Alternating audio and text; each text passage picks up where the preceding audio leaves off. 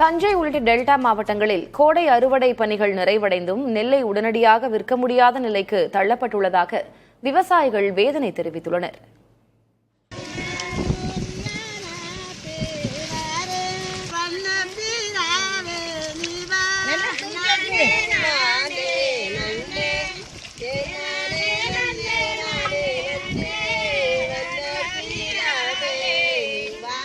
போதிய தண்ணீர் இல்லாமை உள்ளிட்ட சவால்களை எதிர்கொண்டு தஞ்சை மாவட்ட விவசாயிகள் கோடை நெல் சாகுபடி செய்து அறுவடை நிறைவடைந்துள்ளது.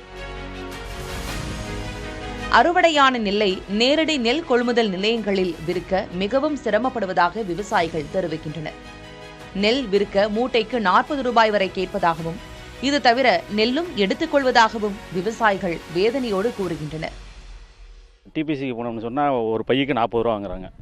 40 ரூபா வாங்கினாலும் நெல் உடனே எடுக்கிறது இல்லை. நெல் உடனே எடுத்தாலும் நம்ம 40 ரூபா போகுது சொல்லிட்டு இது பண்ணலாம். எவ்வளோ தான் நம்ம இழந்துட்டு போக முடியும் சொல்லுங்கள். நான் நடவுலையும் நட்டோம். அடுத்தது வந்து நம்ம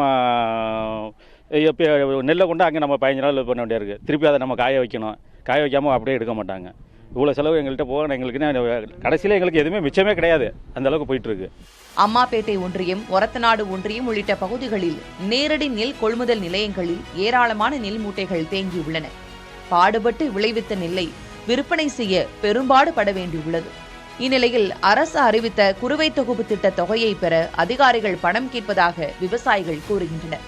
அரசின் தொகையில் அதிகாரிகளுக்கு தந்தது போக குறைந்த தொகையை கைக்கு கிடைப்பதாகவும் மிகுந்த வருத்தத்துடன் தெரிவிக்கின்றனர். குறுவை தொகுப்பு மொத்தம் ஒரு விவசாயிக்கு 4000 ரூபா தான். விஏகிட்ட சர்டிஃபிகேட் வாங்க 500 ரூபா கொடுக்கணும். அந்த வேளாண்மை ஏவோக்கு வேளாண்மை துறையில் 500 ரூபா கொடுக்கணும்.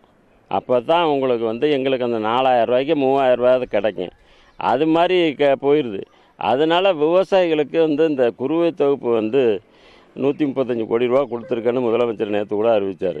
அது விவசாயிக்கு ஐஸ் கட்டி மாதிரி சேர்றது ஒரு சொட்டு தான் சேரும்.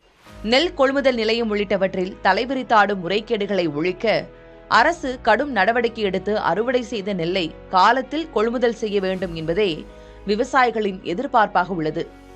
புதிய தலைமுறைக்காக ஒளிப்பதிவாளர் டேவிட்டுடன் தஞ்சை செய்தியாளர் காதர் ஹுசேன்.